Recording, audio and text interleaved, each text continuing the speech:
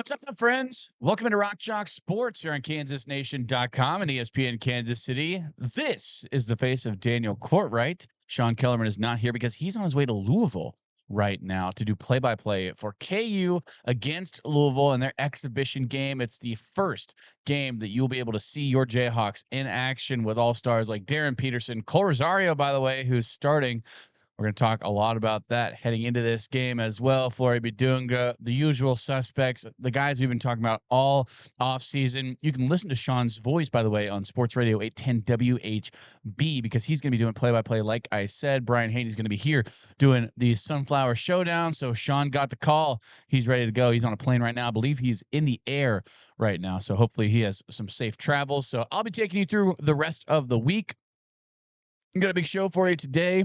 Got a lot of stuff from Big 12 Media Day yesterday. Got a chance to hear from Bill Self at the podium, as well as Bill Self in a breakout session. We have the Bill Self breakout session for you in this opening segment. Also going to hear from Jalon Daniels, starting quarterback for Kansas, as they're taking on K-State and Dillon Sunflower Showdown this Saturday at 4:40. I'm going to have a very special guest, Henry Greenstein, KUSports.com and Lawrence Journal World. He's usually on Wednesdays. Well, yesterday was a little weird with all of the Big 12 Media Day stuff going on. Just everything was absolutely crazy. So going to have Henry on. It's going to be a lot of fun. And then we're going to do a draft of things that make us uncomfortable that we can't really explain. I'm going to have Henry join the show. Henry's going to guest host for us. It's going to be a lot of fun. So really excited. This is actually Henry's idea, by the way. So going to get to that. A lot of fun having that draft. Also going to hear from Kansas head soccer coach Nate Lee. He addressed the media earlier on in the week, talked about his big road swing out to the mountains of Utah, going to be going out to BYU and Utah, then coming back home to finish out the season against Colorado at Rock Chalk Park. Really excited to hear from Nate Lee as well. And then we're going to hear from Kansas defensive coordinator DK McDonald. I want to get to this Bill Self audio right now, though, because it was really interesting what he had to say. Talked about a lot of different things. Talked about Cole Rosario. He's going to be starting on Saturday now, or excuse me, on Friday. Now, granted, we don't necessarily know what it's going to shake out to be, right? Because of the fact that, hey, you look last year against Arkansas, Rocky's Passmore was the best player on the Kansas squad. So these exhibition games don't really mean anything. Also talked about some transfer portal stuff, right? There's a guy in the G League who is entering the transfer portal going back to Louisville. So a lot of interesting comments from Bill Self. Let's hear everything he had to say at Big 12 Media Days yesterday. Man, how's Mr. Schaefer doing? He's all right. Huh? He's all right. Hey, Neil. Coach, if you could look towards Gary a lot for our purpose. Yeah. That's just what I want to do is focus on Gary. Bill, for your exhibition on Friday against Louisville, is that going to be the same sort of like two halves thing, or are you going to do situational stuff like that? I think we're going to play it like a game. So at least that's how we're approaching it. Pat and I haven't discussed it to do it different.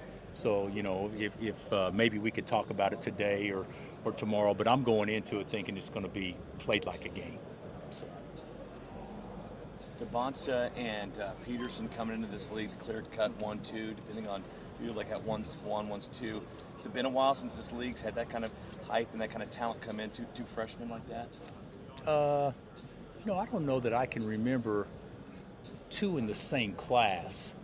But, I mean, hey, we did have a run where, Durant's at Texas, Beasley at K-State, and Griffin at Oklahoma back-to-back-to-back years. And so the league's had elite players that are potential high draft picks. There's no doubt about that. And then, of course, we had Wiggs and Joel, that went 1 and 3.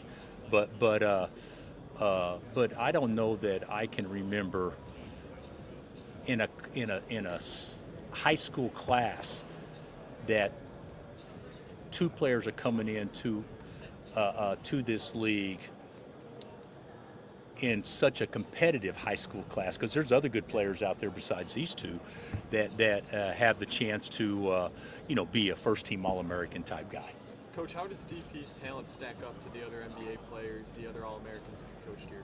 Well, his talent is, it's as good as any of them. His IQ, basketball-wise, his feel, I think stacks up with the best that we've ever had here, regardless of talent.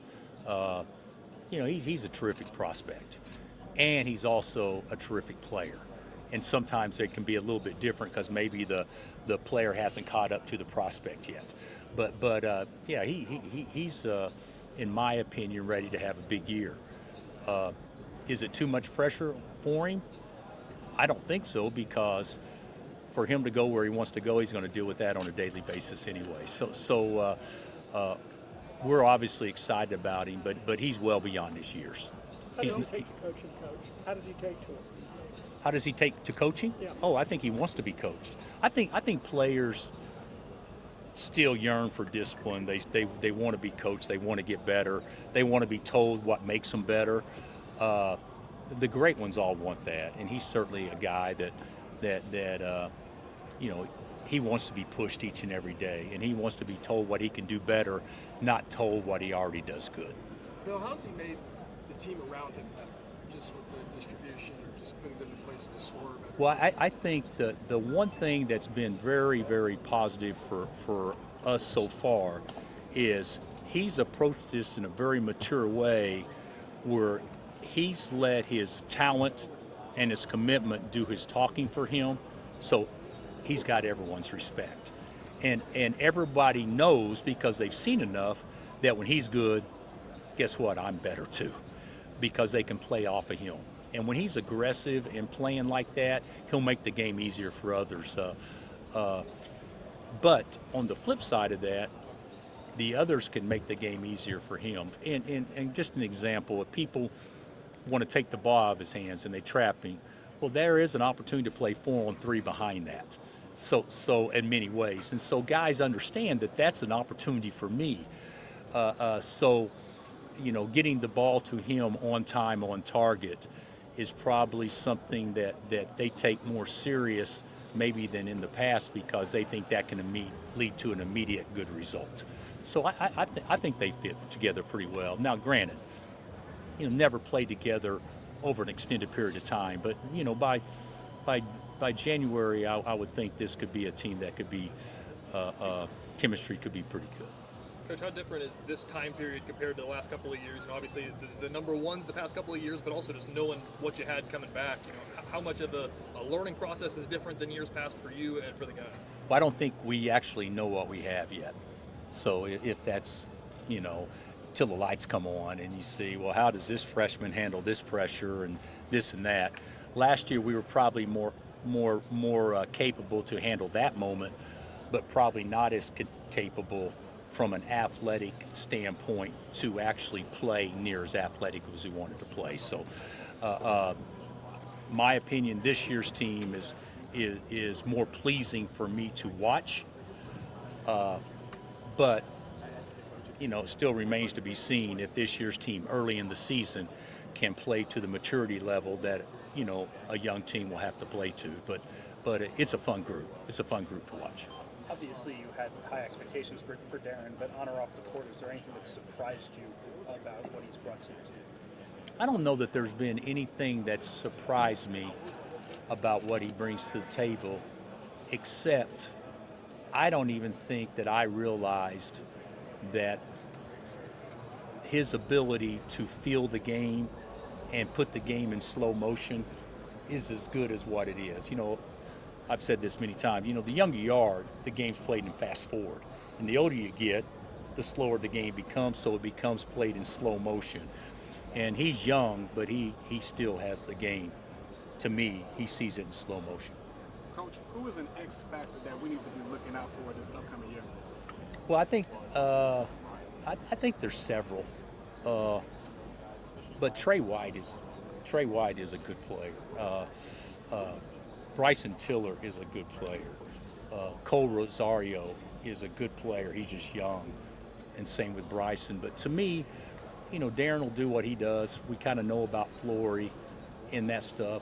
Melvin Council. We got a bunch of guys that really need to have big years for us to complement, basically Flory and Darren. But those ones I just mentioned, I think, have the potential to have, really big years.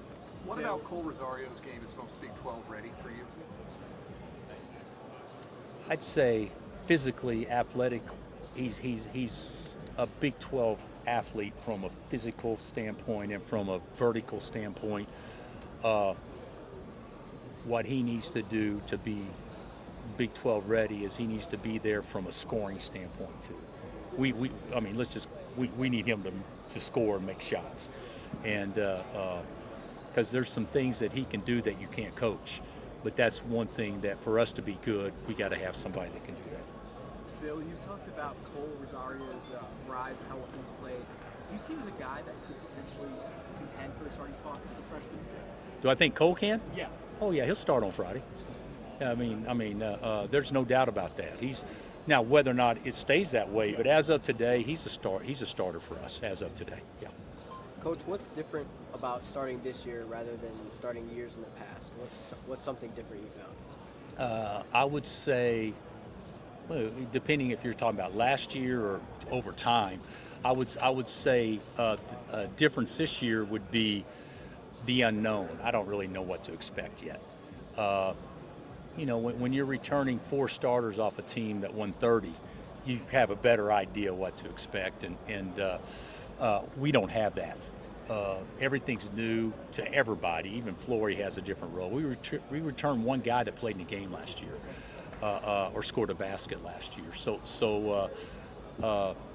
I think the unknown is different, but I also think the excitement of the unknown is also refreshing too.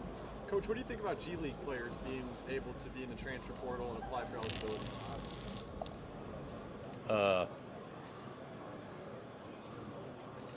I don't want to knock it from a standpoint that who knows, we may be recruiting one before it's all said and done. But I got to know the rule better because I didn't know it was just limited to G League. I thought a guy could get cut in the NBA and be eligible for college. My personal opinion is I have no idea what we're doing. What are we doing? So we're going to go recruit. We're going to call NBA teams and G League teams to find out who would potentially be available, and that's who we're going to recruit now, as opposed to high school kids or even portal kids. And what is the actual rule? Does it have to fit within a 5-year window? Can he go to college first? I don't really understand it well enough to comment too much, other than why wouldn't everybody declare for the draft, and if it doesn't work out, go back to college? Why? I mean, if it is the way that I think it is, which it may not be because I don't understand it well enough yet, it's going to open up some unintended consequences that we're going to have to deal with for sure. Coach, what has impressed you most about the leadership of Brent Yormark?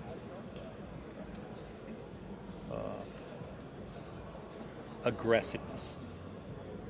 Not setting back and letting the status quo be the norm. Always trying to push the envelope. No matter where we're at, how do we get better? That's what I think, from my standpoint, that has impressed me most about our leadership at the league level, in that men's basketball has been really good, but the whole deal is how do we get better? Coach, so that would be my stand. Sorry. I saw a picture of you talking to the KU football team the other day, Sunflower Showdown week. What was said in that, and what do you think of the game this weekend? Considering I'm an expert in football, yeah. I think it'll be a great game. I think it'll be highly competitive. I think there'll be a ton of energy. I think the place will be jacked.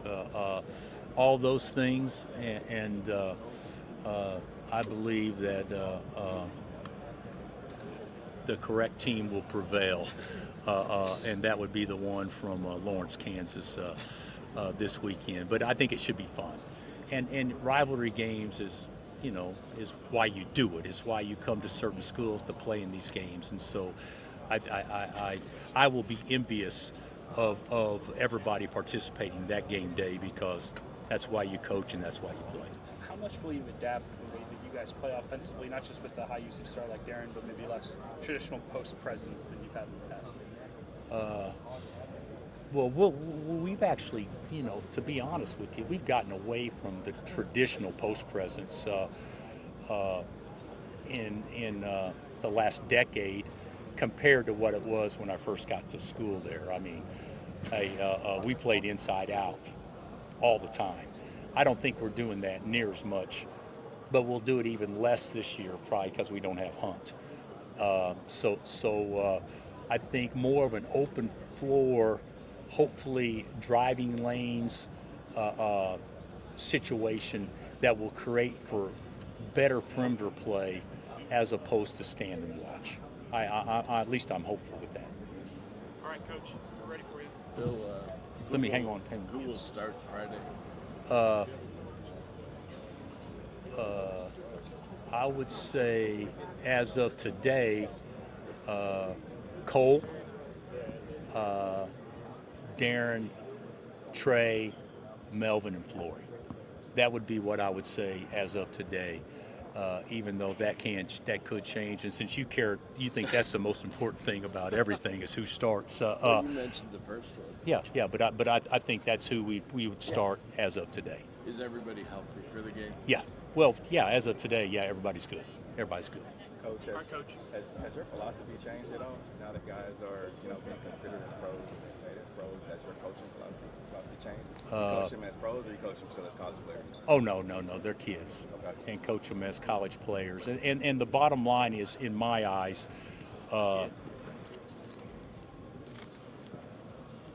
coaches know what wins, especially for them. So how do you make what you know wins for you as relevant and as cool and as hip in today's time as what it was before? So to me, it's not about a change of philosophy.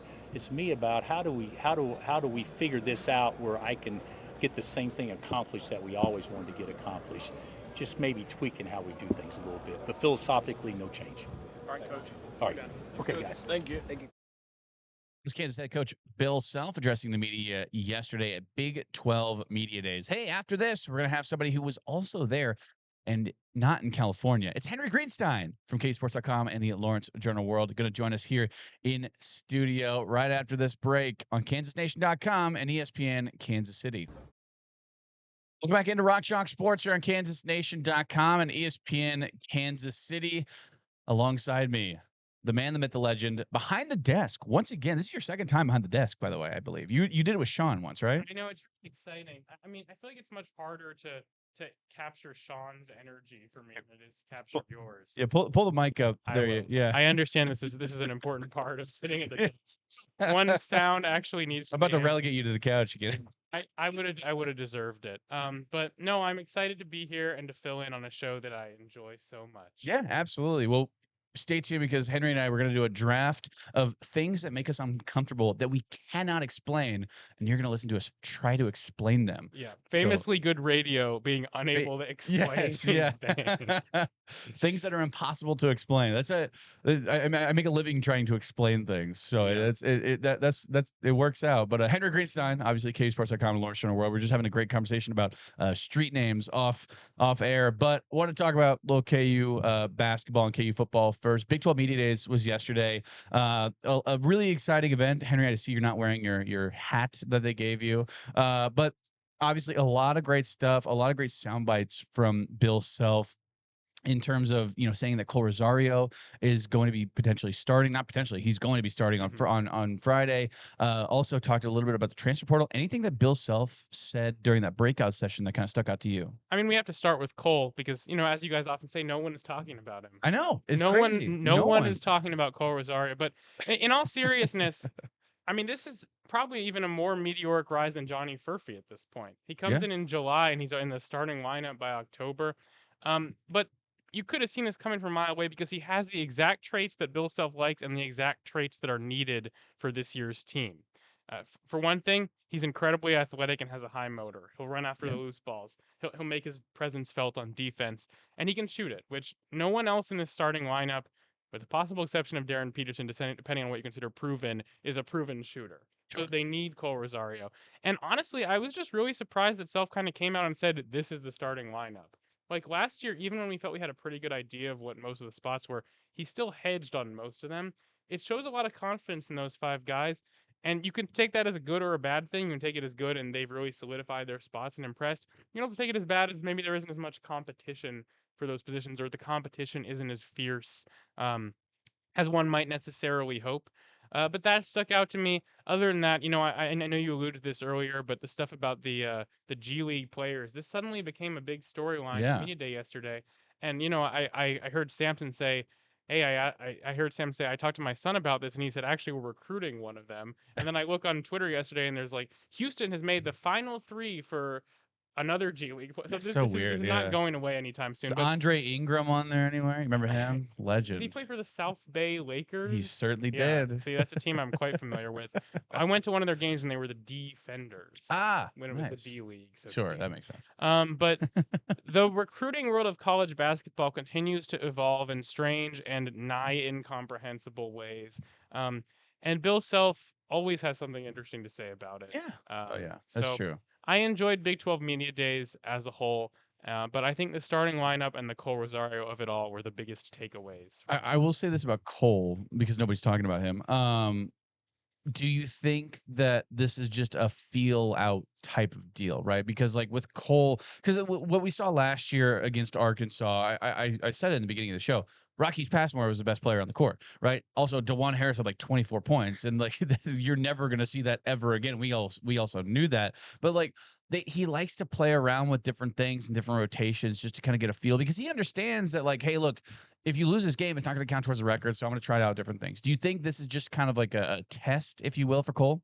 I do not. Okay. First of all, with the DeJuan Harris of it all, not only do we never see it again, we never saw it before. That would have been his career high. Is that true? Oh my gosh, he had 26 in that game. That makes sense. Yeah. But the reason why Rocky's Passmore was like a standout from that game was because like 4 people didn't play. Remember, True. Yeah. Hunter that's didn't play, fair. Ryan didn't play, Shaq Moore, and there may even have been one other. Yeah. This is not that situation. He's said everyone is healthy. So in a vacuum, Cole Rosario is ahead of Jaden Dawson, Omarco Jackson, and those guys. I'm kind of interested to see how the season progresses for Jaden Dawson, by the way. The sore knee thing of the last couple of weeks, they didn't necessarily make it sound like it was a big deal, but we really haven't heard much about him. He's someone actually people aren't talking about. Right. And I don't know if that necessarily bodes well, considering how effusive Self and others have been at times about the likes of Trey White and Melvin Council, who were his fellow transfers. True. But like they need him to shoot the ball as well. Yeah. So, but no, I don't think this is a test of Cole Rosario. I think they actually firmly believe he's one of the 5 best players on the team. Fair enough. Henry Greenstein, KUSports.com, and Lawrence Turner World joins us here in studio. Wanted to talk to you about the upcoming Louisville game because Louisville, they're a very, very good team, right? Obviously, well coached. Pat Kelsey's done a fantastic job ever since he's gotten there, taking them from 9 wins or whatever it was to national prominence once again. Give us a preview of what we can expect and how much can we pull out of this because this is going to be more of a game, obviously, than Late Night in the Fog. But also we might see some weird stuff, right? We might see some different rotational pieces. So just give us a preview of what we should be able to expect. Yeah, I mean, so first of all, the format will be normal. Like the format, he Self didn't say he's going to do anything strange in terms of, last year the game was played with quarters at Arkansas. Yeah. And I think they even planned to do more situational stuff. That didn't end up happening. But yeah, this is going to be a normal game in terms of format. And I expect that we'll still see a lot of different rotations. We may see people who ultimately end up redshirting this year. Like, I wouldn't be surprised if Corbin Allen gets in the game or something, because this is the only chance to evaluate him in a game setting. True. At least until the NCAA makes something like the football redshirt rule, where you can play a few basketball games, which they should do, by the way. Yeah. But in terms of Louisville, you're right. It is really startling to see just how dramatic of a turn. I mean, they went from 8-26 to 26-8 or whatever last year. And this year's roster seems like a complete 180, if you will. Yeah, exactly. This year's roster seems like a market improvement. We know they have Mike Brown Jr., who's a top 10 recruit in the 2025 class. Obviously, I have a feeling that he and Darren Peterson will receive the bulk of the attention.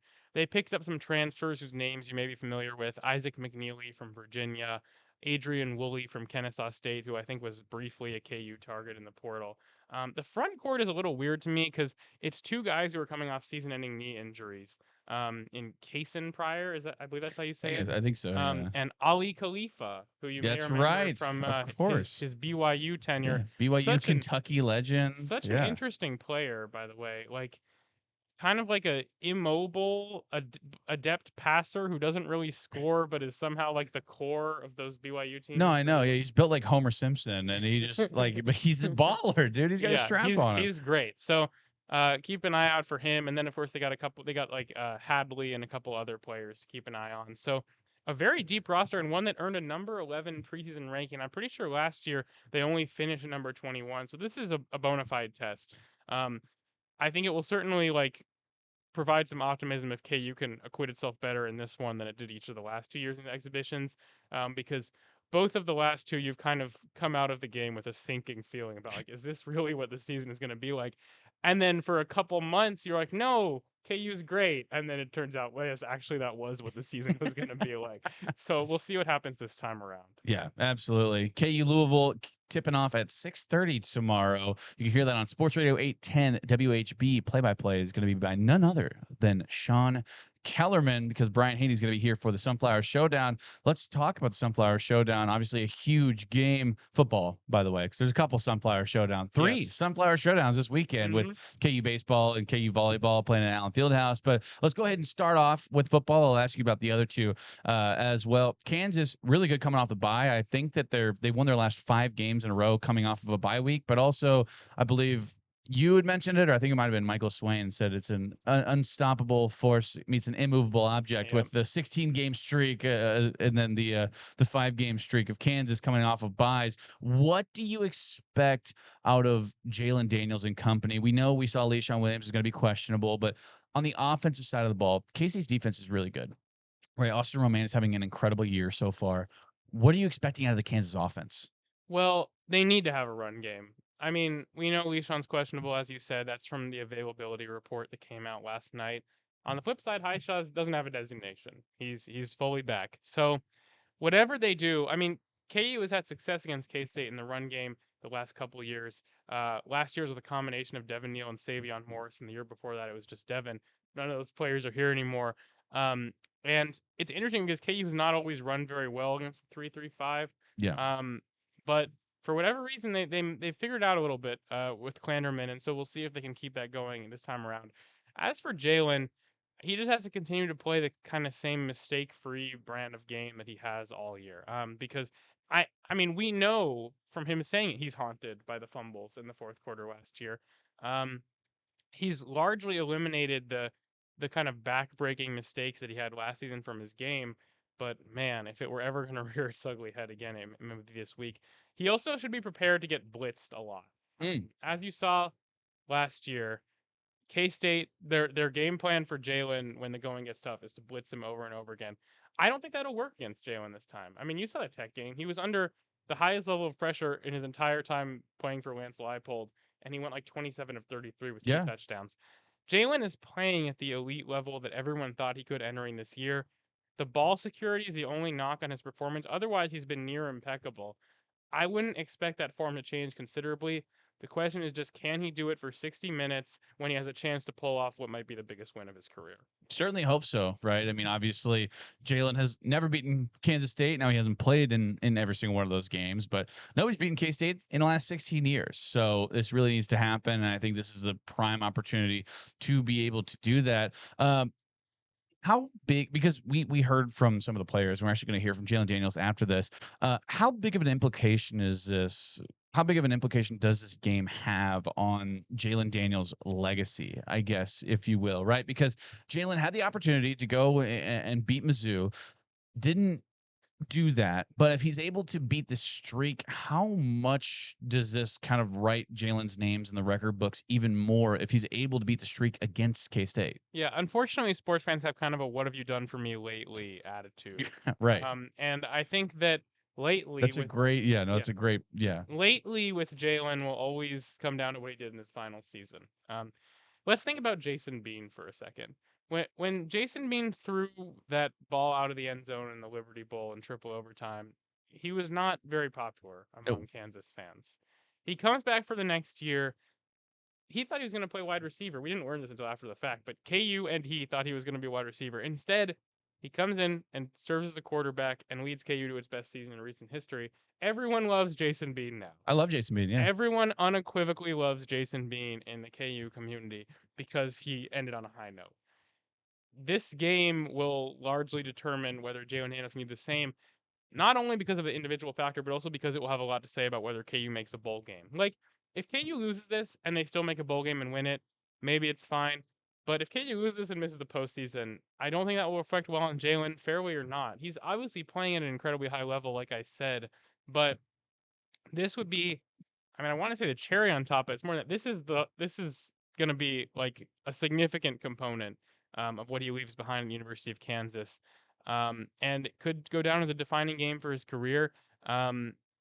It doesn't seem like he's letting that pressure get to him, but the spotlight's certainly going to be on him Saturday morning. Yeah, I mean, I can see how agendas could be spun, right? Of like, oh well, Jalen's entire time here, he didn't lead us to bowl games. You know what I mean? Like, if they were to lose this game and then miss the postseason, it's like, look, it doesn't matter how many touchdowns he had or how perfect a football he played. I understand how agendas could be spun in that kind of sense. So yeah, I mean, this is obviously a huge game just in terms of, you know, the way that Kansas fans kind of view him right now. And I think a lot of Kansas fans are kind of waiting to be like, all right, well, like this is your shot, man. And now, granted, you could still theoretically look at the schedule and say, all right, well, there are 2 more wins there, right? Oklahoma State, which as much as you hate to be like, but also, you know, aren't they like 5 touchdown underdogs at Tex this week? I mean, think so. That'll be a fun game week, by the way, because of the Clint Bowen and Doug Meacham of it all. That's true. Yeah. Doug Meacham and Clint Bowen revenge games. I forgot about that. Yes. Yeah. Oh my gosh. the fighting the Oklahoma State Jayhawks down there.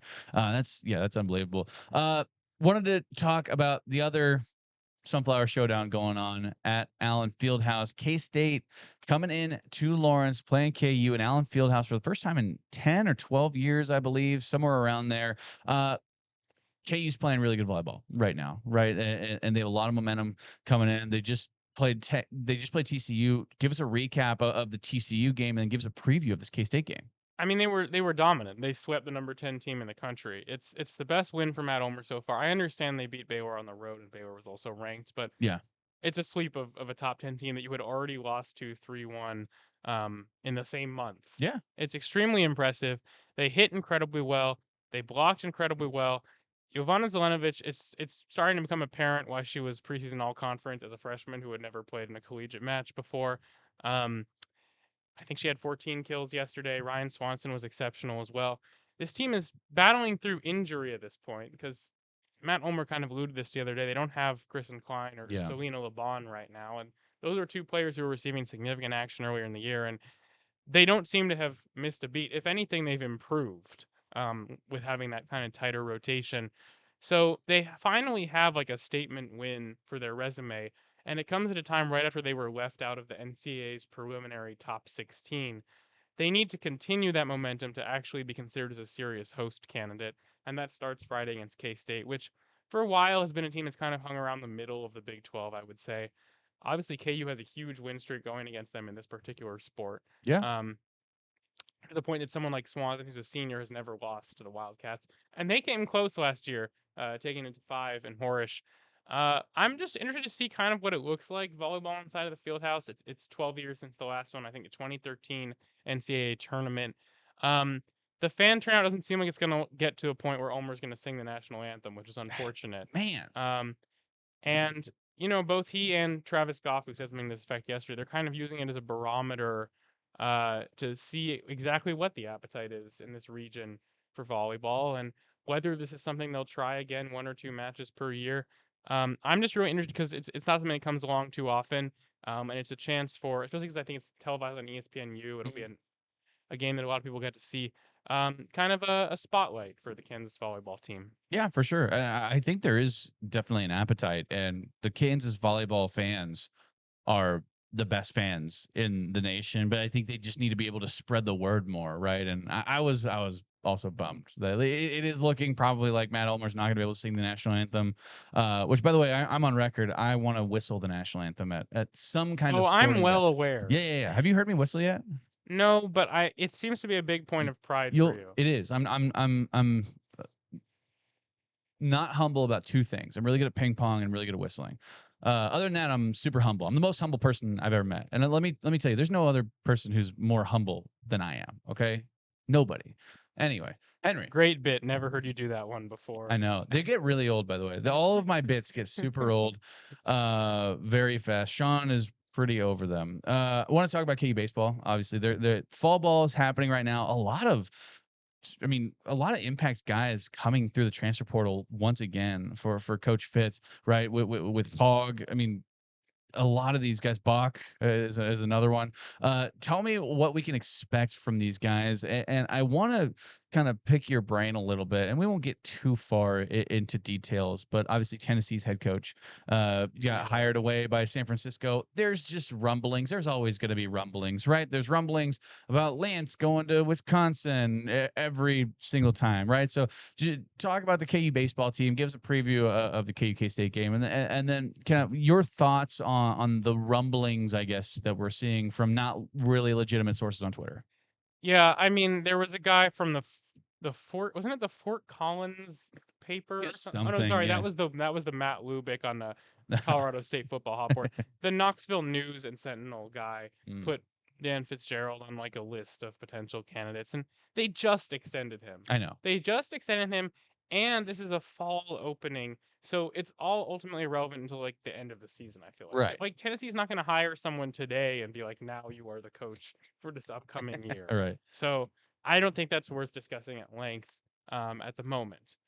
As for this year's team, I know a lot of people may have questioned why I wrote 3 articles about KU baseball during the busiest week of the season for football, men's and women's basketball, but I had an interview with Fitz, and it was so delightful that I had a lot to write about. He's great, isn't he? He sure is. They rebuilt the roster again. They actually have more newcomers this year than they did last year. That's insane. Which yeah. is truly remarkable because last year was a team where, I mean, it's easy to forget now, but we didn't know who Brady Ballinger was this time last year. Yeah, true. Like the entire roster, essentially. Yeah. Now he and Vaguely and Dario Osoria and Cannon Carr and Manning West and a couple others are like the veteran core of a team that has built on itself with an extensive junior college recruitment, a little bit of transfer portal stuff, more freshmen than you might usually see. But what was interesting is most of the freshmen they actually got over the summer, so it wasn't like recruiting super far in advance for those guys. There's so many things to talk about this team. I do think Jordan Bach and David Hogg, who you mentioned, will be exceptional. Brady Ballinger is apparently going to play in the outfield this year in the left. I think that's because Josh Dykoff from Minnesota Crookston is a likely first base candidate. Max Solis, I think, keep an eye on him because this is going to be one of the most interesting stories of baseball season. He went in the portal, committed to Hawaii, and was like, actually, I'm going to go back to Kansas. And so in the article that I published yesterday that was in the paper today, there's a little bit of explanation from Fitz about how that all happened. But he's been incredible this fall. He leads them in home runs. And also, like in the Northwoods League over the summer, he had like 13 home runs. So, dang. Max Solis Jr. Yeah. Pulled the old Kean Burnett, I guess. Yeah, except like Kean Burnett was actually here for several Sure, yeah, months. true. Yeah. But yeah, so keep an eye on Solis. He was supposed to be the starting catcher entering last year, but kind of was too inconsistent, ended up getting replaced by Ian Francis. Yeah, there's a lot of things to talk about. Obviously, beyond Dominic Vaguely, it's not really clear who's going to be in the rotation with Cooper Moore transferring. It sounds like Mason Cook, who is a JUCO guy from McLennan, is probably a surefire Saturday guy at this point. And then on Sunday, it could be between like Cannon Carr and Daniel Lopez, who we may have talked about, who was the guy who was drafted by the Orioles in the 12th round, but ended up picking KU instead. And there's stuff about that I wrote already too. So check it all out. So many new faces we'll have to get used to playing in new parts of the field and stuff like that. But first chance to see those guys against a comparable opponent is the Sunflower Showdown at the unusual time of Friday at 3 p.m. Yeah. Also, that's the beauty about baseball, right? He's like, you just don't know. I mean, like you said, we didn't know who Brady Ballinger was. Hell, we didn't even know Jackson Hauge. I mean, we were like, oh, was he a manager? And then all of a sudden he was, Did we say that? No, he didn't say that. I was being hyperbolic, Henry.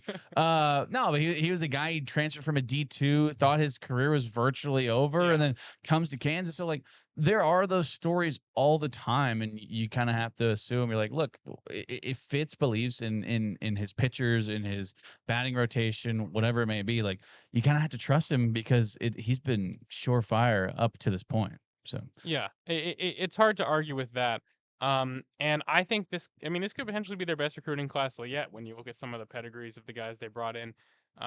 It's just a matter of making all the pieces fit. But like I said, like, they just did that. Right. Yeah. So there's reason to believe they can do it again. Yeah, for sure. Henry Greenstein, KSports.com, Lawrence Turner World. Appreciate you coming on. Don't go anywhere, because you and I have a very special draft that's going to be coming up shortly. But first, we're going to hear from Jalon Daniels after this break. Thanks for watching Rock Chalk Sports on Kansas Nation and ESPN Kansas City. I'm Justice Finkley. You're watching KansasNation.com.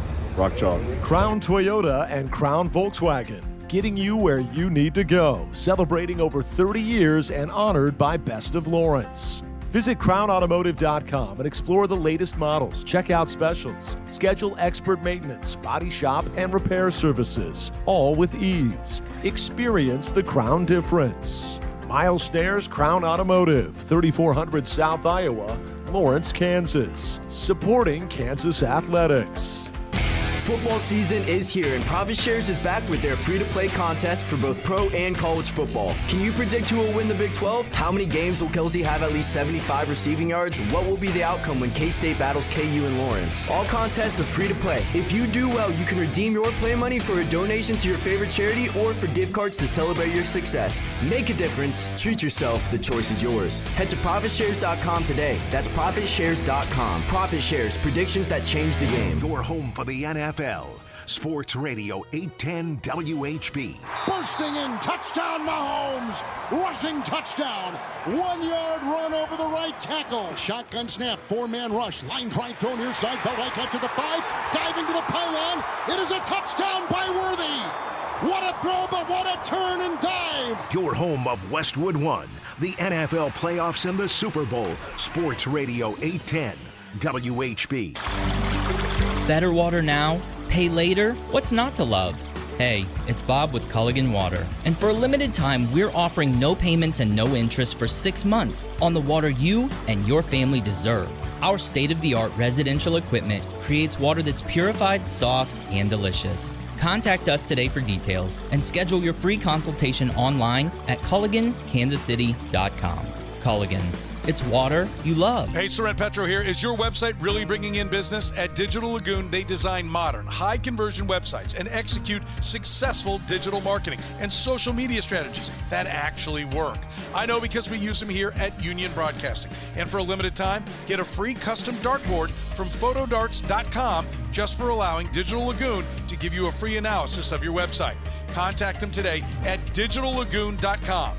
Digital Lagoon, websites that wow, marketing that moves. Jayhawk fans, for the latest news and information on your Kansas Jayhawks, there's not a better place to go than the all-new KansasNation.com. Interviews, news conferences, feature articles, daily and weekly shows, podcasts. It's all at KansasNation.com. Daily and weekly shows with an all-star lineup including Sean Kellerman, Daniel Courtwright, Brian Haney, Brandon McAnderson, Chris Harris, Greg Gurley, Mick Schaefer, Nate Buchaney, Pat Strothman, and many more. KansasNation.com. Fall is a perfect time to build your deck. Let Decks and Docks help you make it a reality. At Decks and Docks, they urge you to deck it right the first time with Fiberon decking. Fiberon decking, crafted from recycled materials, built to resist fading, staining, and mold, and backed by industry-leading warranties up to 50 years. Got a project at the lake? They are now open at the Lake of the Ozarks for all your deck or dock needs. Visit decks-docks.com to find your closest location. Decks and Docks. Do it once, deck it right. When you want Chiefs, follow the leader. Sports Radio 810 WHB.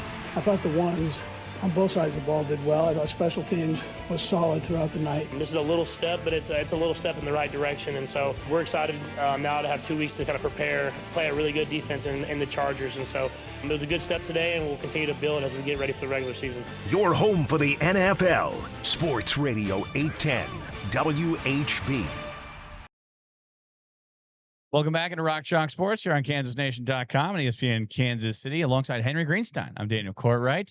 Hey, earlier on in the week, I had a chance to hear from the head man himself, Jalon Daniels, as they're getting ready to take on K-State in the Dillon's Sunflower Showdown. Let's hear everything that JD had to say earlier this week. Sorry. You good?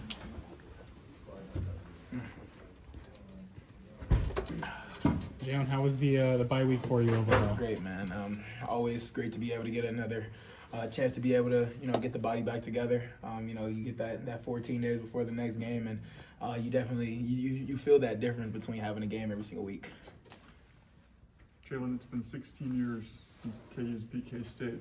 It's your 6th year doing this. Do you feel a sense of urgency to kind of go out of your career, on the right foot? Nah, at the end of the day, I treat every single game like it's the next game at hand. I don't look too much into the rivalry or who we're going against. At the end of the day, I get the chance to be able to play another game that I love to play. So can't wait to go out there and play the game that I love to play Saturday. What stands out to you about K-State on defense? Yeah, they have first of all, they're doing a lot of things differently than they've done in the past, and I think that they have a lot of skill makers out there who's able to make plays on the ball, especially if you put the ball in jeopardy. And I think it's going to be a key thing to be able to try to keep the ball away from them. What's it like for you having Highshaw back in the lineup? It's great. I've been able to see him grow since our freshman year, being able to run through people's face all the time, and to be able to see him get back out there, gain his pivot, be able to get out there, get some more runs is always great to be able to see him. Okay, when you said that they're doing some different things, are there a few things you can point to that they're doing different? Schematically, just their whole entire structure, defensively, of how they usually go about things. They know that they have playmakers and different ways to be able to put their playmakers in the best position that they can, and you see that on film. Do you remember your first K-State game? Yeah, 100%. 2020, it was cold. I just remember my very first passing attempt, because that was my first game, I believe, below 30 degrees since being from Los Angeles. And I just remember my first passing attempt was a 5-step inside post, and I tried to throw it on a rope, and it went straight to the ground. And I was like, wow, okay, so this is how it's going to feel to try to throw through this. But I eventually finally grasped how to be able to play in the cold within that game, and that was just a learning thing for me. That's one thing you remember. What else kind of sticks out in your mind as you look back on previous K-State games? Well, for one, my very first touchdown as a Jayhawk was against Kansas State, and that's something that I'm always going to remember. It was a rushing touchdown going to the right, and that's something I'm definitely always going to remember. But, at the end of the day, it's no secret. A lot of the games against Kansas State every single year has been close, and it kind of just comes down to, who makes the least amount of mistakes. So it's just it's about being able to go out there and try to be able to play mistake-free football. In preparation for this year's game, do you look back at those games, for different things, or looking back at what K-State did previously against you or anything like that? They have the last 5 minutes of the game showing up in the building right now, so it's something that you see every single day as you wake up, and you're pissed about it, because at the end of the day, the last 5 minutes where there was a mistake that I made that was very detrimental to the game. 2 fumbles in those last 5 minutes, and that's something that hurts me every single time that I watch it. So I try not to think about or harp on the past too much, because at the end of the day, it's about being able to stay where your feet are. And I think that we've been doing a great job of taking care of the ball this season. So it's about being able to do what we're doing now instead of harping about what happened in the past. It's like maybe when you have 2 weeks to prepare for them, but they also have 2 weeks to prepare for you. Yeah, like I said earlier, they've had the same chance to be able to get their bodies prepared, be able to have the same film studies, same scout reports that we've had, and also had that same extra week. So at the end of the day, it's going to be about who goes out there and plays better football and who makes the least amount of mistakes. When you say they've got the last 5 minutes of the game last year, you're just talking about the TVs in the run facility? Both fumbles. Just anything? There's 2 fumbles in those last 5 minutes, and those are very detrimental. They ended up having a field goal to be able to go up. There was a fumble on the last drive, 4th and 7, ended up fumbling the ball, didn't give nobody a chance, and that's the game. They ended up taking these to be able to take the game out, and that's always hard on the offense to be able to watch the other team take victory formation. We know that the last 2 minutes of the game were played throughout the offseason. How long have they been playing the last 5 minutes of the game? Wait, say it again? I remember in the spring they told us how they'd play the last 2 minutes of that game to help you guys prepare for finishing and things like that? Yeah, the same clips that I've been saying I've been playing all week. Those are the same clips that were playing. Just this week? Yeah, those are the same clips that were playing throughout the whole entire spring ball workouts as well. Cool. Hey, Jalon, last year in those last couple drives, I mean, they brought all-out blitzes. 100%. You guys were just, I know you were taking off. How do you prepare for that? First of all, that's on me for not putting my offensive line in the best position to be able to pick up those blitzes. We have enough guys to be able to pick that up, and they brought pressure from the side where the slide wasn't at. So it's on me. It's 100% on me as the quarterback to be able to put our team in the best position to be able to make sure that we're able to pick those things up. I see people blaming other people for those situations. At the end of the day, I'm always going to say it's my fault, because at the end of the day, I need to be able to put the team in the best position to be able to make that play. Looking back on the Tech game, what did you kind of take away from your performance in that one? Held the ball too long in a lot of situations. There's plays where I know that I felt that there was going to be a wide open play on the backside, but it's usually number 4 or 5 in the progression, and it made me get off 1 and 2, and 1 and 2 is there. When you predetermine if you're going to go to 4 and 5, though it was open, at the end of the day, you're putting a lot of other people in jeopardy of making a bad play worse. So just about being able to continue to keep going through my progression, continue to keep getting the ball out as fast as possible. Kind of on that front, what have your conversations been like with the offensive line since that, or just in the room with Coach Z? I mean, those guys work their tails off every single day. I'll never have any question about anything that they do, because at the end of the day, they don't question anything that I do. So, we're 100% confident in everything that they continue to keep doing, and I think y'all heard Coach Z say that earlier. Thank you. Thank you. Jalon Daniels addressing the media earlier on this week. Hey, coming up after this, going to be doing a very special fantasy draft with none other than this guy, Henry Greenstein. A draft of things that make us uncomfortable that we can't explain. You're not going to want to miss it, so stay tuned on KansasNation.com and ESPN Kansas City. Welcome back to Rock Chalk Sports here on KansasNation.com and ESPN Kansas City. Daniel Cora here alongside Henry Greenstein from KUSports.com and Lawrence Journal World. And Henry, you have cooked up something fascinating. You are a natural fit for this show by cooking up great fantasy drafts. It's a fantasy draft of things that make us uncomfortable that we cannot explain. I have the MIAA flipping coin here. Henry, do you know what this flipping coin is from? I absolutely do. I have a question about it, but first I will say yes. It's from the only game where you received meaningful playing time, and it was 3 snaps, 2 of which were victory formation. Yes. My question is, did you receive meaningless playing time? Yes. Okay. No. Yeah, I actually love that you asked that question, because I actually got quite a bit of playing time in a couple of exhibition games during COVID. Oh, okay. Which they didn't mean anything. So I'm glad that you asked that question. See, Henry. I've never known that before. So. Yes. I picked my words very carefully. Also, it was against Northeastern State. Thanks for remembering. What a friend he is. No, I'm just kidding. I will go ahead and flip this coin. Actually, no, I'll flip the coin. Yeah. I'll let you call it in the air since you were the special guest. I was just going to hand it to you, but I want the first pick. So go ahead, call it in the air. MIAA is heads. Yeah. Football players tails. Heads. Okay, well, it landed like it's in the crease, diagonal. You can go. It's more on head. You can have it. I'll let you have it. Okay. You can have the first. I will go first, and it's a serpentine format, as I understand it. Yes. So we're going snake draft, serpentine, if you will. How many pick? Like 5, 6? I have a lot. I think we can fit in 6. We can fit in 6. All right, let's go with 6. You go with your number 1 overall pick. Then. And I just want to get this out of the way because we said that there are things that are difficult to explain. There's a certain oxymoronic quality to this entire thing, because we are therefore going to try to explain each thing that is inherently inexplicable. Exactly. My number 1 pick. This is like a therapy session here. Yeah, it could function something like that. My number 1 pick for things that make me uncomfortable for reasons I can't explain: monsters. Dan, have you ever been in a situation? Are you talking about the energy drink? No. Okay. Are you talking about the Zombies, truck? Vampires, werewolves, etc.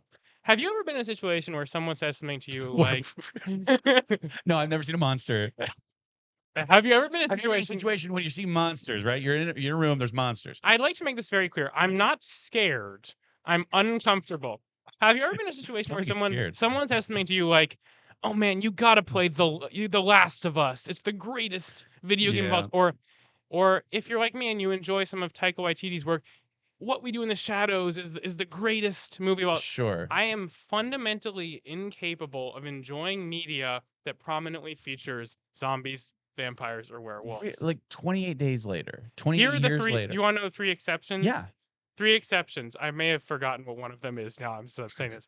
Minecraft. Oh my god. Plants vs Zombies. Oh my god. These are And you're already out. You're a bad start. and Okay. Zombieland with Jesse Eisenberg, Emma Stone, Woody Harrelson. Have you seen the Minecraft movie? Please tell me you have. I have seen the Minecraft movie. Was it good? No. All right. Of course not. All right. But I haven't seen it. Because I'm not 12.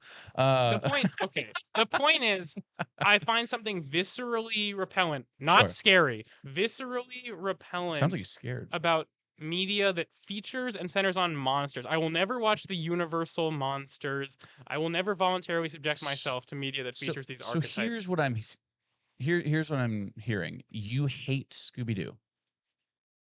Well, I've never watched it. You never watched Scooby-Doo? I've seen like a movie or something when I was like the live action Scooby-Doo is one of the best movies ever made. I'm not even kidding. Is that the James Gunn one? I think so. Yeah. Wow, he's had quite Freddie the Prinze career Jr. Oh my gosh. You kidding me? Well, like we can't explain it. All Sure. I said is I just Sure. don't like You just don't like monsters. I don't like monsters. I'm not scared of them. I don't like monsters. I like how he keeps on doubling. He's like, I'm not scared I of just wanna be monsters. clear. I don't like them. If it was, fear. I'm not afraid of the dark. I just don't like the dark. Fear is itself irrational, so it would be something I couldn't explain. Sure. But I'm here to tell you this is not fear. It's just a sort of discomfort. And to me, that's the core of what this fantasy draft is all about. Mary Shelley and R.L. Stein are rolling over in their graves right now, Henry. Is R.L. Stein actually dead? I don't know. Okay. You think I've looked into this? I don't I'm know. sure Mary Shelley's dead. She In- wrote Frankenstein. in second grade- You like Nosferatu. That's another great example of something I don't want to watch. The Robert Eggers one? I haven't seen it. I heard it's great. I don't like monsters. That's insane. So, but you like scary movies? Not really. We've talked about this. Oh, we have talked about this. Yeah. You've recommended things saying Weapons this is great. It's yeah. not even a horror movie. And it's like I don't really want to watch that much, but that's unrelated. That's not really monsters. so I will watch Weapons. Do witches fall in that same category? No, because witches. like dark magic. I don't like, that's consider like witches to be in that Sure. category. So It's- Henry believes in witches. That's where we've established this. Wow, you got me there. Yeah. Anyway, my first pick. Henry would have been the monsters. first one with a In the with Salem a witch flame in trials. Salem. Yeah, he would have been Barnum. I can't believe you. I can't believe you. I picked what's that wrong with first. monsters? I mean, it's fun. They're fun. I don't Not find everything. them. Not everything can be like. So I don't know. I don't find them fun. I find them unsettling, and really, just most of all, something I don't want to be involved with. Sure. Okay, fair enough. And you, all right. And look, you did an okay job of explaining it, I think. Well, that's bad because I was supposed to be unable to explain it.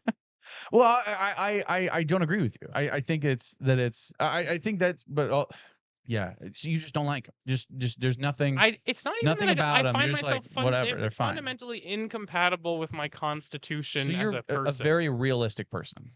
I don't even know that I'd say that. I'm fine with fantasy and fairies and dragons. I just don't want to watch media. I consider a where dragon a the monster.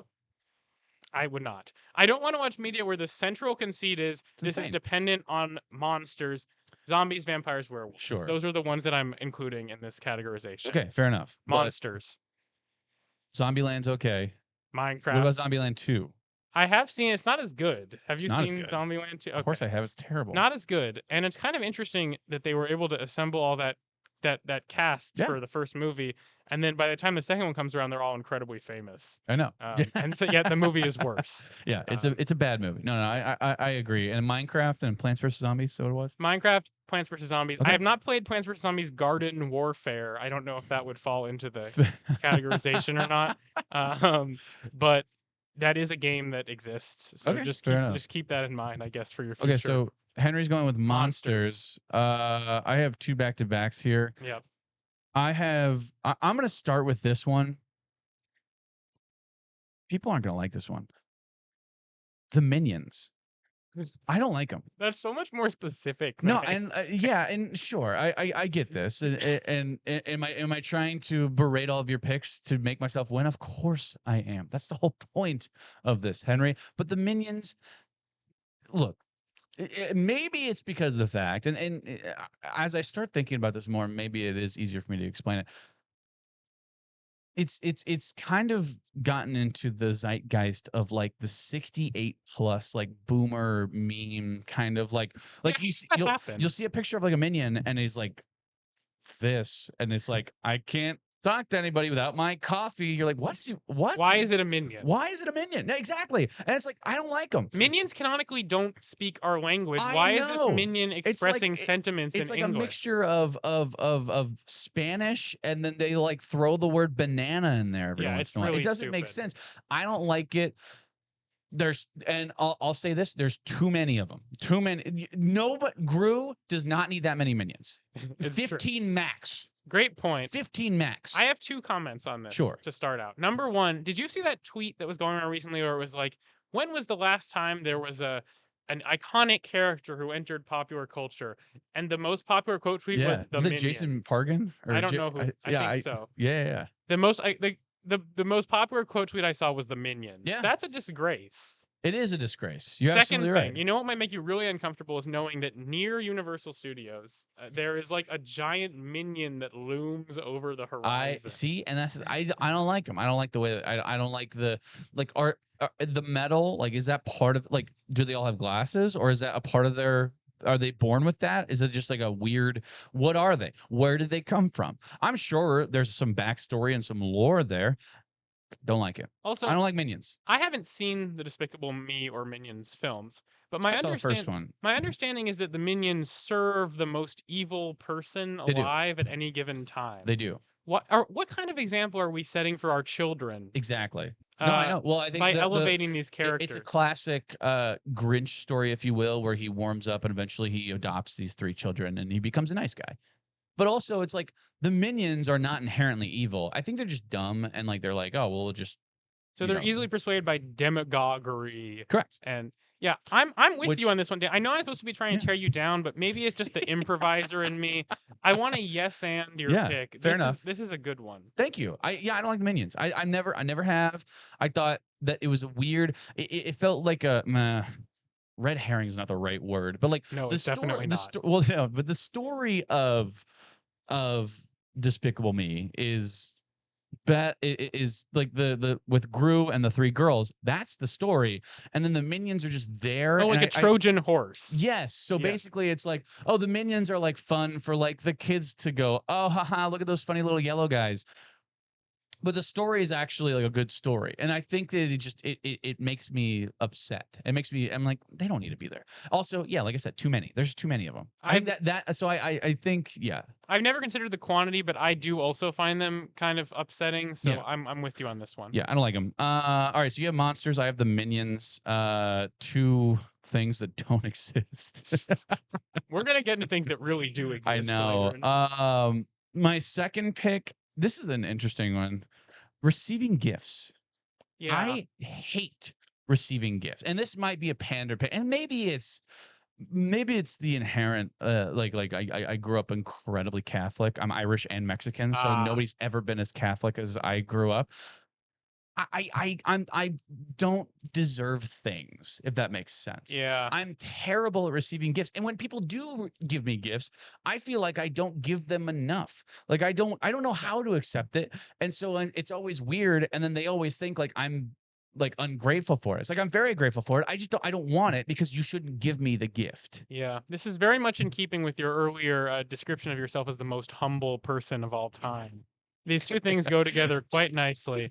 I tend to agree. I was going to put something on here that was kind of similar about receiving praise. Yeah, right. Similar kind of deal. Sorry to say a potential pick, but it's quite similar. No, it's fine. So I get it. I think that it's weird. there's something about being the center of attention and being showered with affection. Yeah, like like birthdays. Like I like when people are singing "Happy Birthday" to you, which that's an easy one to explain because you're just like stop it. Which also it's funny that I got into this line of business for not wanting to be like the center of attention. Now I will say you did immediately explain that one. Yeah, I know. That one was the receiving very gifts one. Yeah, I think it's. Yeah, maybe I need to talk to my therapist about that one. But yeah, no, it's probably just the way that I was raised. But it's just like every single anybody, like people will like buy me dinner or something, and they'll be like, "Hey, I got your." I was like, "Please don't, don't do that." You're putting me in a weird situation. Like I just feel weird. Like I just don't. I want to just let me pay for my own stuff. You know what I mean? Or don't give me like if somebody I got engaged recently. Yes, I'm aware. Congratulations. Thank you. That's all I want to say. No, I'm just kidding. But we were talking about it, and my fiance was like, "Oh, I want to buy you a ring," and she was like, "Oh, let's go to a jewelry store." I was like, "No." I was like, "If you're gonna give me a ring, like." I told her, I was like, I'll pay for the ring. And she's like, no, you're not going to pay for your own ring. I was like, I'll just do it. And she's like, no, I want to get you a nice one. I was like, no. I was like, all right, if you're going to get me one, just get me like a $50 one on Amazon. Like that's like, if you have to. And so this is like a little bit of an argument that we had. She's like, I want to get you something nice. And I'm like, I don't want something nice. Just don't do that. Yeah, that's tough. I'm noticing you may have a certain aversion to the idea of reciprocity. You know, like when someone gives you a gift, you don't necessarily want to have to think about giving the gift back. And then when you give someone a gift, you don't necessarily want them to have to think about giving you something. Right, yeah. You want them I to like be giving gifts. Yeah. You want there to just be sort of an individual gesture of generosity. Yeah. And I don't want them to feel like they have to do something for me. Yeah. I think inherently, like, I'm like, oh, they're doing this because I did something nice for them. And I was like, I don't want to have that, like, I don't want them to be sitting on like a debt. Reciprocity. If you will. Yes. There's like, I talk to Henry all the time. And there's at least once every conversation where he throws out a word that I have no idea. What was the thing you said? Something about it was something similar to novice. You know, for me, Dan, these moments aren't very memorable. They may be memorable for you because you're hearing these. Oh, no, I said neophyte. Yeah, neophyte. No, yeah. I did remember that. You know what happened when you said? But there was a monkey playing cymbals in my head when you said that. I Again, have no idea. He's smart. He made a reference to the sword of Damocles. That's true. That's true. You don't whatever. I think I saw a picture about it on iFunny or something. We're on to me, right? Yes, we are on to you. So you have monsters, I have minions, and receiving minions gifts. and receiving gifts. A good start. Good for start. Sure. Solid start. These next two are going to tell you a lot about my greatest insecurities. Let's start with one that is very significant to me: figuring out how to greet someone. Ooh. Like what kind of gesture to do upon greeting someone. This legitimately keeps me up at night. You talking about like handshake dapping hug, up? Okay. So I've never seen you dap up anybody, Henry. See, this is the problem. I was going to get to this. When I was young, my parents taught me the importance of a strong handshake, especially as a man. It's fair. You have to come across. At a certain age, I also learned that there are some people who enjoy being hugged. Sure. And even beyond family, certain peers that might want a hug. Right. Balancing those two things was already enough of a challenge for me. And I spend a lot of time, it's like someone who you're friendly with, and there's a gender element to this too, obviously. Sure, of course. But like sometimes you don't know, are you going to hug your old friend or are you going to give him a handshake? Right. Then when I became a sports writer, I learned about the idea of dapping someone up. Yeah. I learned there was a dip. Sometimes people reach their hand out. Yes. No one taught me to do that. My family members were not telling me, here's how you dap somebody up. Well, you mean what's your dad's name? Jeff. You tell me old Jeff Greenstein wasn't dapping people up back in the day? I don't think so. I don't think I've ever seen him do that either. And so I missed out on this key bit of education. And you were on a football team. Yes. That was a very. I learned fast. You received both meaningful and meaningless playing time during your tenure. Meaningful and meaningless. Correct. I have not been in such an environment where dapping someone up is a popular greeting, but being a sports writer, something that happens all the time. And there's even the element of a fist bump sometimes, especially during COVID. I feel like a fist bump became which is kind of interesting because it's not like you're not spreading germs when you're right. Yeah. You're like, no, it's just my knuckles. It's just my knuckles, which haven't touched any surface. Yeah.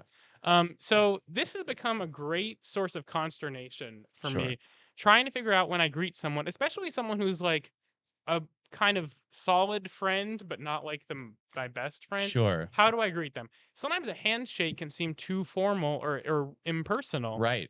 It does. No. Because like if it's an old friend you haven't seen in a while and you go in for a handshake, and you're like, I know. What are we? Like, coworkers? I don't have any precedent of having ever dapped anyone up, as you said. Sure. I've tried to learn how to do it and become adaptable, but that was the worst dap up I've ever. This is horrible. That was bad. I knew he was doing it, and I still couldn't do horrible. it. I set him up and everything. I gave him a long wind up. You are feeding into this thing that makes me uncomfortable that I can't explain with that moment right there. The discomfort has just been amplified. Now it's on video for everyone to see how terrible you are at dapping people up. Also, because I was panicking. I was like, "You're coming in at this 45-degree angle." That's a fine angle. Okay. Anyway, so that was really embarrassing for me, and yes, it was. It continues to be something that embarrassed me greatly in my life. If you see me in the world just know I'm really stressed, but once we get past that first moment, I'll be better. Sure. Yeah. But yeah. I guess I kind of explained it. Yeah, but I think it's fair because it is hard. How do you know what to like? I usually always wait for the other person, but sometimes This comes up in the world. This comes up in the world of dating too. Yeah. Oh yeah, yeah. It's like you're on a first date. Like, do you hug? Do you shake their hand? That's too formal. Yes. I think if you're on a first date, you always dap them up. I think that's the way that you should do this. That doesn't bode well for my future bring it prospects. in, lock it up, do the snap at the end. You ever do the snap? I've seen people do it. Dap Again, up you just said and you've never do seen the me dap snap. anyone up.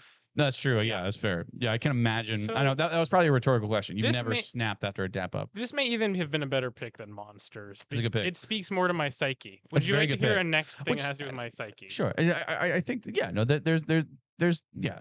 that's a fine pick. You got another one after this. Yes. Something else, another deep-seated insecurity. Something that makes me uncomfortable that I can't explain. Well, I might be able to explain a little bit. Ordering too much food at a restaurant. Ordering more than what is the perceived amount that someone should order. Okay. Especially when you have a large party. Yeah. And everyone's like, go ahead. Why not get that extra appetizer? Yes. Or that's a good pick. And people who know me know this is a source of anguish for me. It's tough. I don't ever want to be seen as having eaten more than what a normal person would eat. Oh, I have gotten to the point where I don't care. That's great. I'm happy for you. I have been made fun of mercilessly. You know what I do? I look at them with a mouth full of cheese and I go, don't care. I'm an avid eater, an Yes. enjoyer of Yeah. food. You talked about being from an Irish and Mexican family, which is the most Catholic. I come from an Italian and Jewish family. That should give you a sense of my relationship to food and So, how it was forged at a young age. What were you gonna As I say, so I guess I don't even know I guess I don't even know Jewish food. I mean, like latkes. We have latkes at Hanukkah. So and stuff. latkes wrapped in like a ravioli. I don't know if we've ever tried to combine that, but at yes, it's not uncommon at Hanukkah that we'll have latkes and we'll have like pasta puttanesca or something. Sure. Yeah. We'll mix sure both. In It's any fine. case, food has been a very prominent portion of my life from a young age. I guess it's prominent in everyone's life. You have to eat in order to survive. If you didn't know. But Yeah. this particular Here's a hot take about me. I like food. Yeah. This particular issue, and it's too much food though. I understand because I used to like I said, I've gotten to the point where I don't care. I'm glad. I used to care a lot. Like I used to force myself to chew. I don't chew my food. This is a big my fiance is constantly terrified I will choke. You should see me eat mac and cheese.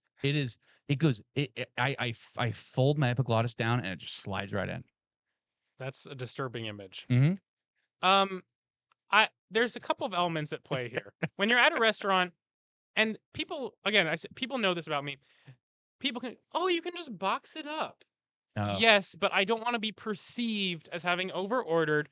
And then Sure. also these discussions about, well, just throw this happens while the waiter's standing there expectantly waiting to see what you're going to do. There's so many Right. levels of discomfort associated with this one. It's fair. This is probably the one that gets the most at my innermost turmoil of all of the picks that I will say today. See, the where we differ is that if I order any amount of food, the way that I grew up is you never leave food on the plate. So no matter what I order, I will force myself. Even if I can open my mouth and you can see the food. Basically, I'm that full. I will still finish my plate. That's also disturbing. Because I have to. I just have to finish it. I like going out to eat because usually restaurants, they know portion control.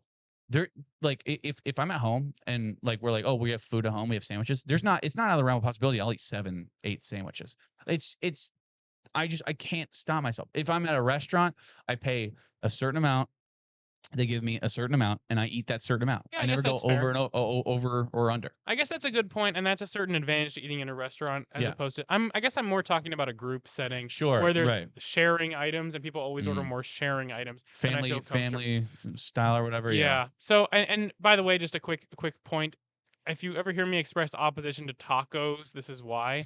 There's an unclear portion size with tacos. I don't know Yeah. how many tacos you should eat that's considered acceptable. And no matter how many I eat, it never seems like enough. Sure. So tacos, and maybe consider that an honorable mention for something that makes me uncomfortable. Tacos and like Chinese food, like you can eat 5 pounds of them and you're still like, I'm hungry. Yeah. Yeah. No, I agree. There's been plenty of times, by the way, where like we've gotten like mozzarella sticks and like there's like 8 mozzarella sticks. I'll eat like 6 of them, and then the rest of the table will just be very angry with me.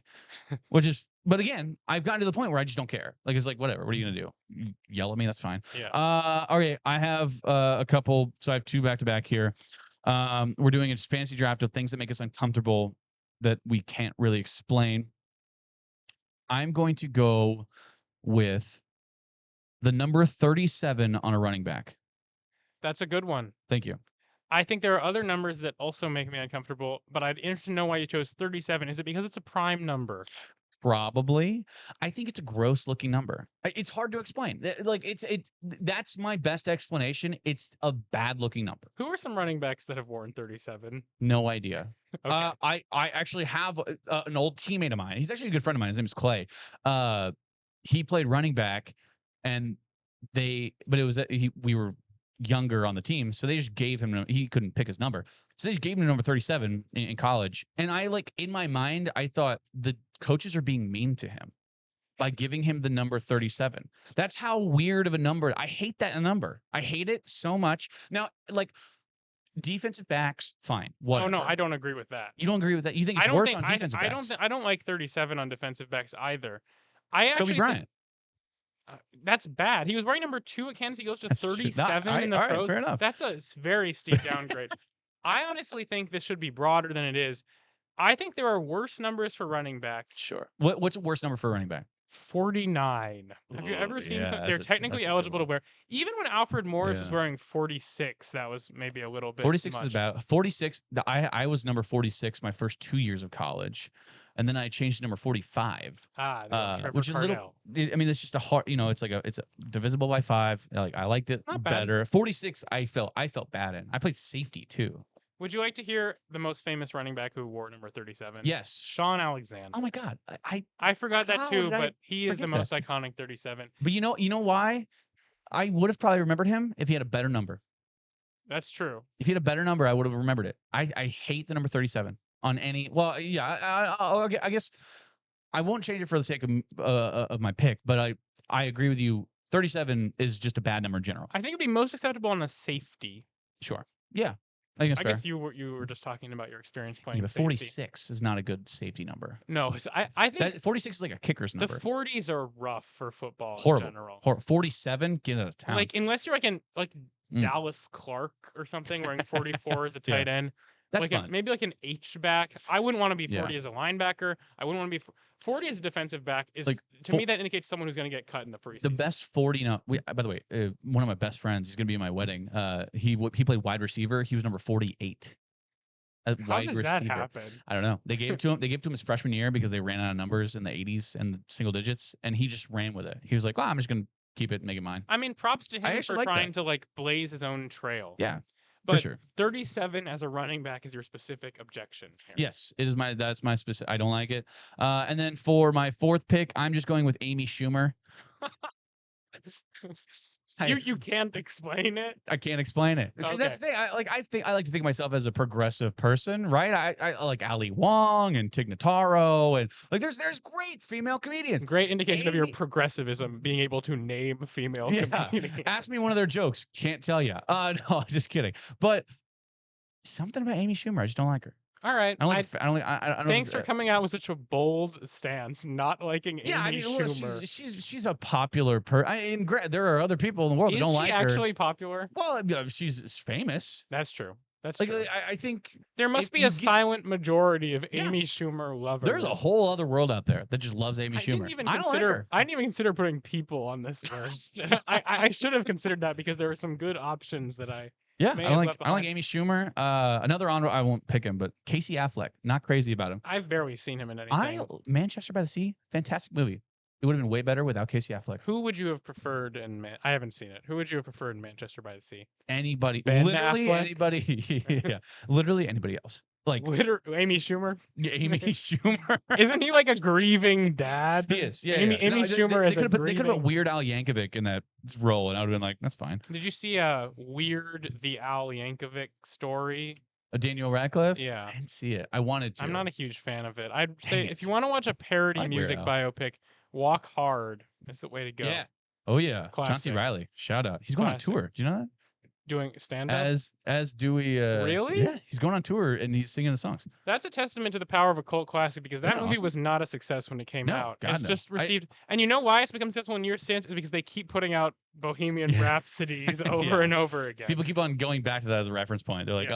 oh, this is exactly what it's making fun of. Yes. Okay. You have 2 back-to-back, I believe. Okay, so you have 3. You have monsters figuring out how to greet someone and ordering too much food at a restaurant. You have 3 more. You got 2 back-to-back here. I'm pretty happy with how things are materializing for my team so far. My team, Yeah, your such team. as this. Yeah. Now I'm going to go a little bit to the sports realm. You Okay, inspired me. Sure. In-game interviews.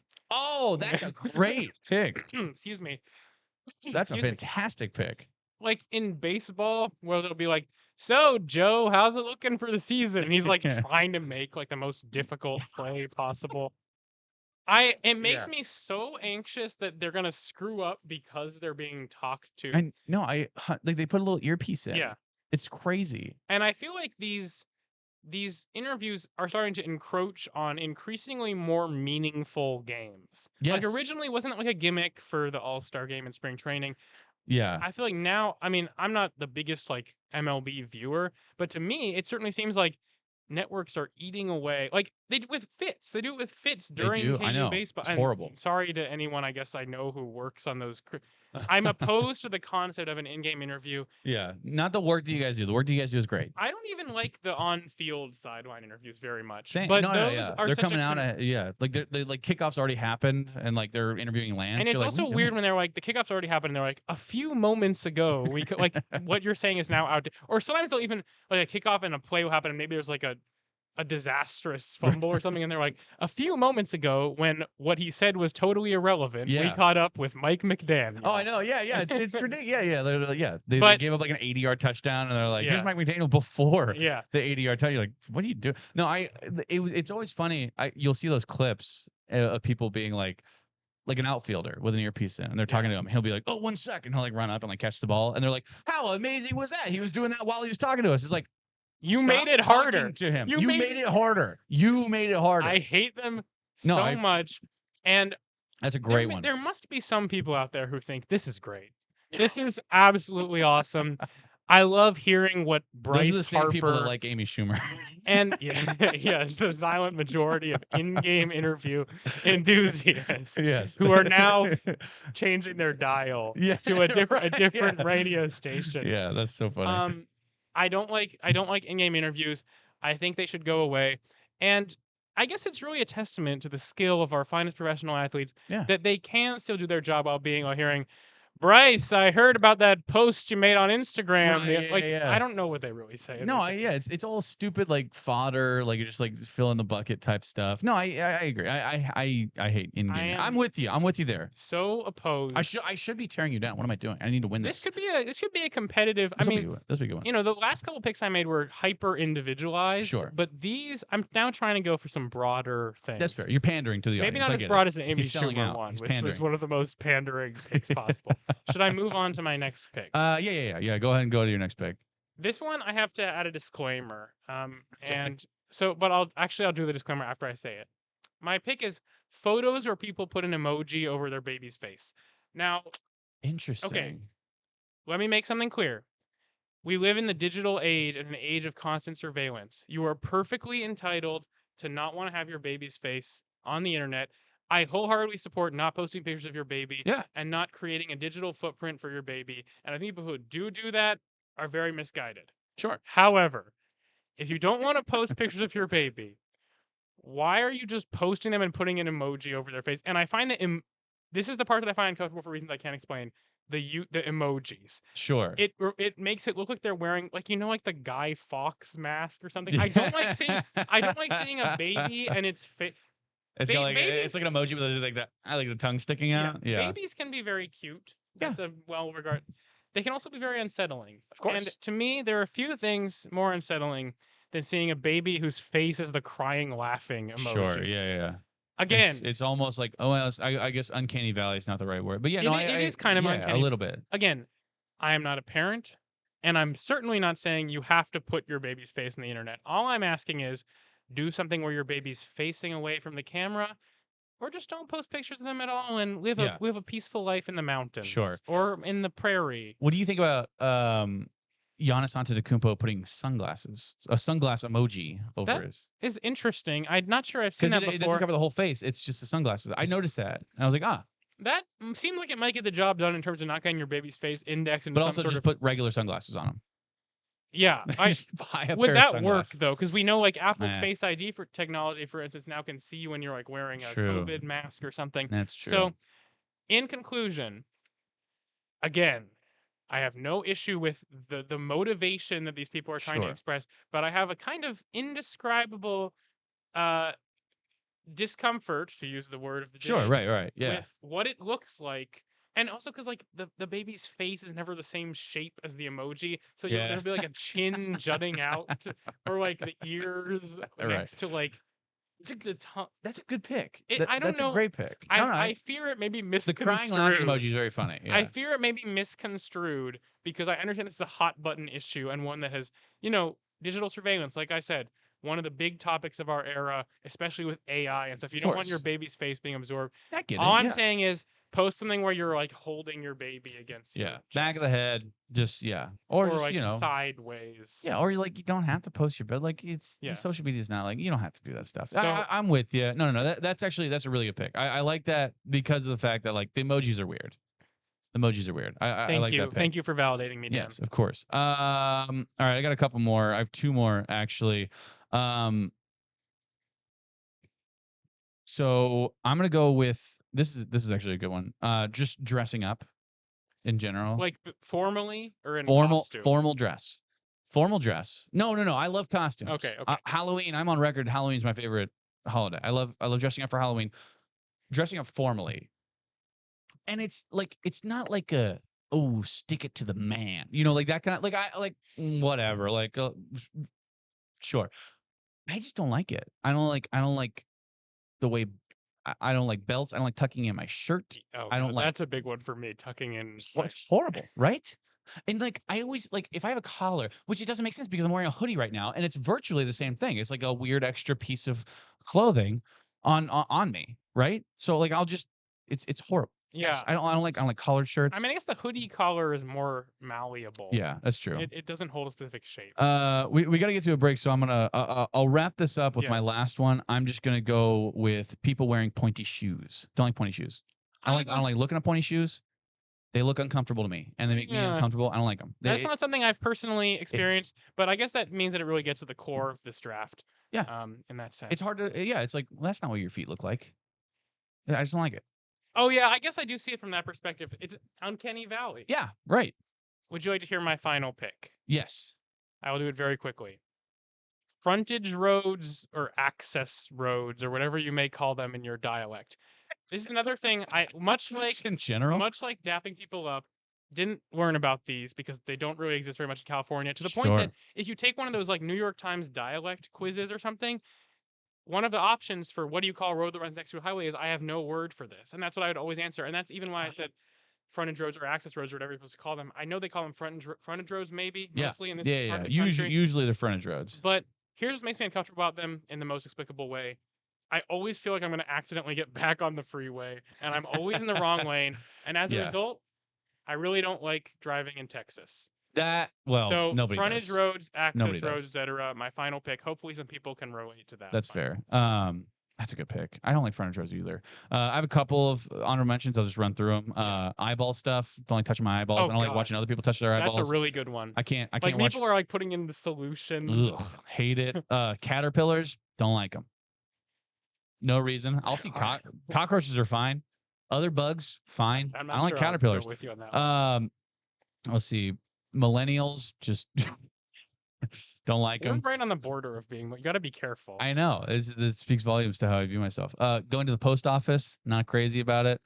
Drinking at a bar at a restaurant. And like, really, I don't like it. I want to go to a bar or I want to go to a restaurant. I don't like drinking at a bar at a restaurant. I feel like I'm in the way. I don't agree with that one. I don't like peaches. Okay, that's because they're fuzzy. Yeah, they're like dry, but also the wettest thing in the world at the same time. I don't like them. What a description. Would you like to hear my honorable mentions? Yes, I would love to. Subway, the restaurant chain. I should like it. It has vegetarian options. Yeah. The smell. And also, fair enough. 5 seconds. I Watch You, the theater building, had a Subway in it. Every time I went in there, flooded by That's fair. the phrase binge watching. Ooh, good one. Popsicle sticks. This is a well-known thing within my family. Popsicle sticks. 4, the voice that pop punk musicians do when they sing. Oh, come on. I will not have any Blink-182 slander at this desk. It's not Blink-182 so much as the imitators thereof. Sure. Yeah. Good Charlotte. People tagging their friends who don't have social media. Like, this is a very niche phenomenon being like I knew someone who would be like Instagramless Ashley, or I hated that. That's a good Number one. 6 is Savannah Bananas, and finally, the phrase tush push. That is all. That's a good one. All right. Well, that's our fantasy draft of things that make us uncomfortable that we can't really explain. Shout out to Henry Greenstein for sticking with us through that. Appreciate it. After this, we're going to be hearing from Kansas head soccer coach Nate Lee addressing the media, coming up on a big road swing out in Utah. After this on KansasNation.com and ESPN Kansas City. Welcome back into Rock Chalk Sports on KansasNation.com and ESPN Kansas City. Hey, we got to hear from head soccer coach Nate Lee earlier on in the week. Let's hear everything Coach Lee had to say right now. Here, go ahead and fire with questions. I guess just being able to break through in the second half with a goal yesterday, how significant was that in the grand scheme of things to be able to claim all the points from that match? We'll see how significant it ends up being, but it felt pretty significant in the moment. We have a lot to play for. Things are really tight in the conference standings. Things are tight on a national level. There's a big difference between 3 points and 1 on multiple levels. And so we talked about it with the team before the game. I mentioned it yesterday after the game. It felt like a must win, especially after Thursday and what we thought was leaving 2 points on the table. So great job to the team. I think Lexi was monstrous in the second half. We asked for players to step up, those attacking players, because we were creating a good amount of chances or good pictures, but we needed goals, and Lexi wore them out down that left wing, and even before she scored, she created multiple crosses and multiple corners, and that's hard work, and so when she came out of the game, you could tell how tired she was, but we needed her in that moment, and she delivered. I'm wondering what you've liked so far about Emika in the starting lineup and like maybe a slightly different shape associated with that. We've made a few little tweaks to our personnel, whether just moving people around or inserting Emika into the starting lineup. She's always been, from day one, a player that's really comfortable with the ball at her feet.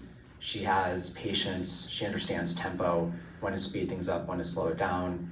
I think the adjustment that Emika had to make in coming here and coming into our system was a lot of the stuff off the ball. A little bit in possession, but I'd say mostly out of possession. She's her and I aren't going to go win a lot of head balls when we play. Neither of us are blessed vertically, and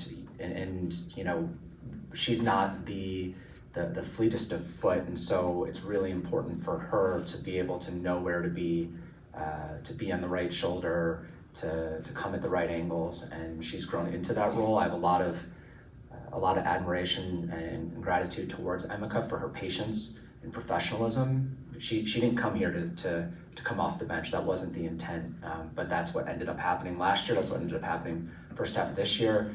Players can have a lot of different responses to it. She always stayed really professional, great teammate, great training habits. And yeah, so far, I think we've tended to have a little bit more control of the game with her in there in possession, and that's her calling card. So she's been, that adjustment so far has done well. We'll see as we kind of travel the rest of the season. It's not unusual to have 2 of your last 3 on the road, but maybe these 2, same state. What's the approach going into this weekend? Is there any silver lining to it? Is it good? Is it bad? Is it neither? I wouldn't say I get excited to play any team in this conference, right, home or away. They all give different challenges. This one I think is a little bit unique, and it's our first and only 5-game road trip of the season. We had a few last year. We went to Arizona State, so it's interesting that it's coming this late. I'm going to try to not talk about it much with the team, but it's fact that we're playing in a little bit of altitude, and so we'll see how much that does or doesn't impact our team. The hope is that as little as possible. I think BYU specifically presents a challenge in that they have the highest attendance in the country, and so I think historically maybe one of, if not the biggest home field advantages in the country, and that could be tough. It could be daunting. It could be intimidating. It could also, I think, provide a lot of energy. Energy is harder to find on the road at times, but when you're playing in front of 4,000 or 5,000 fans, it shouldn't be. As long as you can get over the nerves and maybe that first punch that they could hit because they feed off that energy, it also keeps us going, or that's the hope. Yeah, it's Sunday's going to be tougher, and we're going to play a team that's good, that's kind of steadily rose in the rankings throughout the year, is fighting for a lot, both in terms of making the Big 12 tournament. Utah's crept its way into NCAA at large selection right on the bubble, and they need to get on the right side of the 50-50 line, and so we're going to play a super talented team that's just very, very tough to play at home, and then we're going to play a very, very good Utah team that's going to be probably just as desperate as us for points. So not an easy challenge. It's okay. I think the situations I get most nervous for are the ones that feel a little bit easier. I personally prefer the challenge. I personally prefer playing really quality opponents, and hopefully that rubs off on the team to some extent. Those 2 days in between with the Friday and Saturday, how does that change your preparation, I guess, in terms of do you have a game plan for when you're on the road in terms of practice, in terms of film, all that kind of stuff?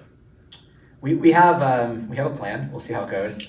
Now, I think we meet every Tuesday with the whole coaching staff, director of ops, strength and conditioning, athletic training, sports nutrition, sports psychologist, and we talk through what tends to make sense during those times, and especially with this particular trip, do we do anything differently? Do we tinker at all because of the altitude?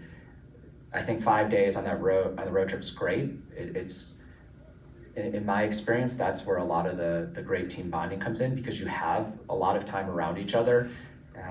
Just because of the circumstances of having only one bus, and you can't probably be overly physically exerting yourself in between those 2 days, then it means a lot of downtime around each other, and that's where a lot of the memories can be created, as long as we create the right environment for that to happen. It could also feel pretty long by the end, and you're sick of catering food, and you're sick of the conference rooms, and so we try to find the right mix of, we're going to be in one of the more beautiful parts of the country. Let's enjoy that. Some people have never been there, but we also have 2 games to win. My personal philosophy is, let's not lock them in the hotel.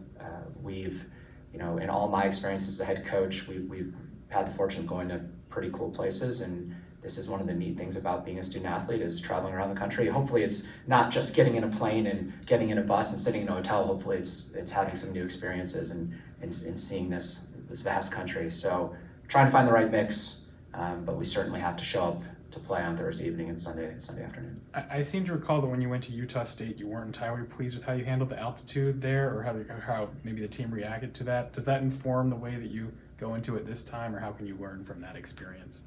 It's tough to know what to attribute a not great performance to. I would hope it's not because the altitude. You don't know. It might have been. I think it was our first road match of the year, and so you're still trying to figure out how to perform on the road. I hope and don't think that it's going to be correlated in that way, but we'll see. I'll talk to you after the weekend. And what do you make of how many Big 12 teams are clustered at the top of the national RPI at this point? I think it's fantastic. We just had a couple emails flying around the Big 12 coaching group.